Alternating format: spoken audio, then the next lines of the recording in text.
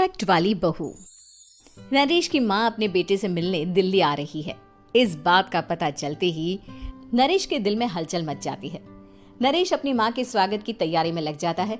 साथ ही उसे डर भी सताने लगता है कि उसकी माँ कहीं अपनी पुरानी जिद पर फिर से बैठ ना जाए।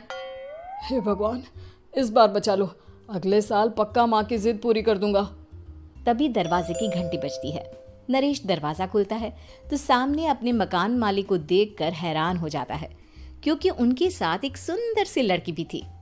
अब नमस्ते अंकल, कुछ काम था, मुझे बुला लेते। आपने क्यों कष्ट किया? अरे नहीं नहीं, इसमें कष्ट कैसा, मैं तो बस तुम्हें रीना से मिलवाने आया था। आज से रीना तुम्हारे साथ इसी फ्लैट में रहेगी। अंकल, कोई लड़का फ्लैटमेट नहीं है? एक अनजान लड़की के साथ रहना मेरे लिए थोड़ा अजीब होगा। देखो नरेश, मैं तुम्हें पहले भी बता चुका हूँ कि इस फ्लैट में तुम्हें किसी ना किसी के साथ एडजस्ट करना ही होगा, या फिर तुम अकेले पूरे फ्लैट का किराया दे दो, मैं किसी को नहीं रखूंगा।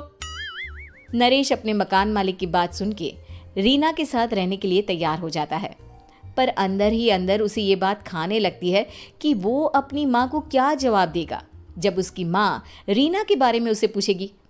दिन बीतने लगते हैं। नरेश और रीना अच्छे दोस्त भी बन जाते हैं, पर अभी भी नरेश अपनी प्रॉब्लम का सॉल्यूशन नहीं ढूंढ पाता। एक दिन नरेश बहुत परेशान सा बैठा होता है। तभी रीना उसे पूछती है, क्या हुआ नरेश, तुम काफी परेशान लग रहे हो, सब ठीक तो है ना? हाँ सब ठीक है, बस एक छोटी सी प्रॉब्लम है। वो एक्चुअली 2 दिन बाद मेरी माँ मुझसे मिलने आ रही है। अरे तो इसमें प्रॉब्लम क्या है, ये तो खुशी की बात है। हाँ रीना, बट मेरी माँ एक जिद लेकर बैठ गई है कि मैं शादी कर लूँ, पर मैं अभी इस चीज़ के लिए तैयार नहीं हूँ। ऊपर से जब वो तुम्हें देखेगी तो 100 सवाल करेगी, क्या जवाब दूंगा? अरे इसमें कोई टेंशन वाली बात नहीं है। मेरे पास ना इस प्रॉब्लम का सलूशन है, जिससे ना तुम्हें शादी करनी पड़ेगी और ना ही तुम्हारी माँ मेरे बारे में कुछ पूछेंगी। रीना की बात सुनकर नरेश सोच में डूब जाता है। वो सोचता है कि रीना खुले ख्यालों वाली लड़की है, कहीं माँ को सच बता ना दे। नरेश को सोच में डूबा देखकर रीना कहती है, अरे क्या हुआ, किस सोच में पड़ गए? डोंट वरी, जैसा तुम सोच रहे हो ना वैसे कुछ भी नहीं है। मेरे पास एक प्लान है। मैं कुछ समझ नहीं पा रहा हूँ, कैसा प्लान? मैं समझाती हूँ। हम ना एक कॉन्ट्रैक्ट मैरिज कर लेते हैं। फिलहाल मेरे पास जॉब नहीं है, तो तुम इस रूम का किराया दे देना जब तक तुम्हारी माँ यहाँ रहेंगी, सिर्फ तब तक। और तुम अपनी माँ से कह देना कि मैं तुम्हारी पत्नी हूँ, इससे वो मेरे यहाँ रहने पर कोई सवाल भी नहीं करेंगी। अरे बात तुम्हारी ठीक है, पर माँ से झूठ बोलना, ना ना बाबा, मैं ये रिस्क नहीं ले सकता। कोई और आइडिया दो ना तुम। देखो मंजूर हो तो बोलो, वरना सच बता दो, मुझे कोई प्रॉब्लम नहीं है। रीना की बात सुनकर नरेश सोच में डूब जाता है। बहुत सोचने के बाद जब उसे कोई रास्ता नहीं मिलता तो वो रीना के बताए हुए रास्ते पर चलने के लिए तैयार हो जाता है। वो रीना से बात करता है और अपनी माँ की पसंद और नापसंद के बारे में बताता है। रीना भी नरेश की सभी बातों को ध्यान से सुनती है, ताकि कहीं उससे कोई गलती ना हो जाए।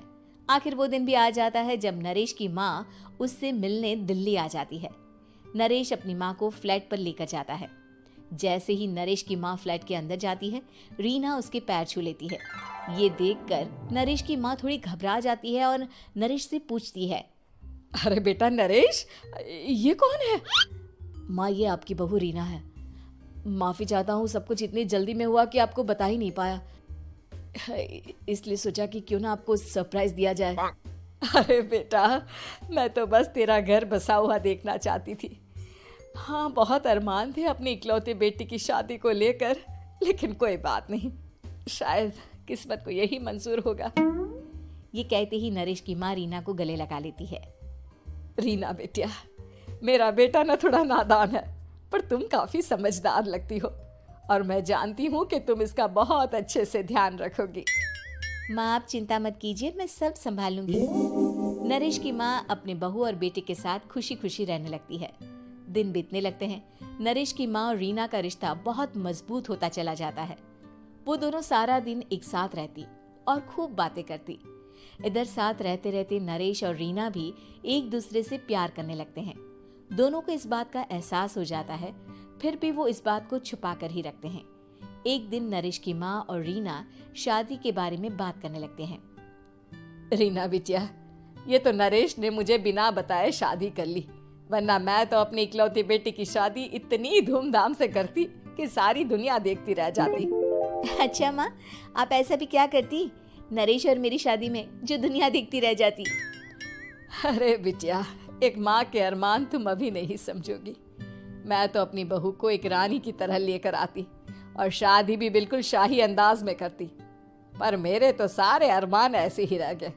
खैर, मुझे तो अपने बेटे और बहू की खुशी चाहिए बस। ये कहते हुए नरेश की माँ की आंखों में आंसू आ जाते हैं।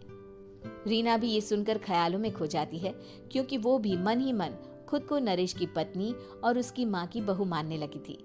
शाम को जब नरेश ऑफिस से घर आता है तो रीना खुद को रोक नहीं पाती और नरेश के सामने उसकी माँ को अपने और नरेश के रिश्ते का सारा सच बता देती है। रीना की बात सुनकर नरेश की माँ दोनों से बहुत नाराज हो जाती है और घर वापस जाने की बात करने लगती है। तुम दोनों ने मुझसे सच छुपाकर बहुत ठेस पहुंचाई है मुझे। अब तुम लोगों के साथ नहीं रहना चाहती मैं, कल ही वापस चली जाऊंगी अपने घर। माँ, मुझे माफ कर दो, ये सब मैंने रीना के कहने पर ही किया है, वरना मैं भी आपको कभी ठेस पहुंचाने के बारे में सोच भी नहीं सकता। हाँ माँ, हमने ये सिर्फ आपका दिल रखने के लिए किया, प्लीज हम दोनों को माफ कर दीजिए। तुम दोनों ने मेरे अरमानों के साथ खिलवाड़ किया है, और वैसे भी मुझे अपने बेटे के लिए एक अच्छी लड़की ढूंढनी है, इसलिए मेरा यहाँ से जाना ही बेहतर होगा। माँ की ये बात सुनकर रीना खुद को रोक नहीं पाती। माँ, क्या मैं आपके घर की बहू बनने लायक नहीं हूँ? रीना की बात सुनकर नरेश हैरान रह जाता है। नरेश की माँ भी कुछ समझ नहीं पाती। मैं कुछ समझी नहीं, आखिर तुम कहना क्या चाहती हो? माँ, मैं वो नरेश से बहुत प्यार करती हूँ और साथ ही साथ मैं आपको भी अपनी माँ मान बैठी हूँ। आज जब आपकी बातें सुनी तो खुद को रोक नहीं पाई, इसलिए सारा सच आपको बता दिया। रीना की बात सुनकर नरेश की माँ की आंखों में आंसू आ जाते हैं और वो अपने बेटे नरेश और रीना को गले लगा लेती है। मेरे घर की बहू तो सिर्फ रीना बिटिया ही बनेगी। मैं आज ही तुम दोनों की शादी की तारीख निकलवा दूंगी, बस एक बार तुम्हारे घर वाले मान जाए। उसी दिन रीना के माता पिता भी उनके फ्लैट पर आ जाते हैं। दोनों परिवार आपस में बैठकर बातें करते हैं और शादी के लिए राजी हो जाते हैं। रीना भी कॉन्ट्रैक्ट फाड़ देती है और कहती है, सही मायने में मैं अब बहू बनूंगी, अब तक तो सिर्फ कॉन्ट्रैक्ट वाली बहू थी।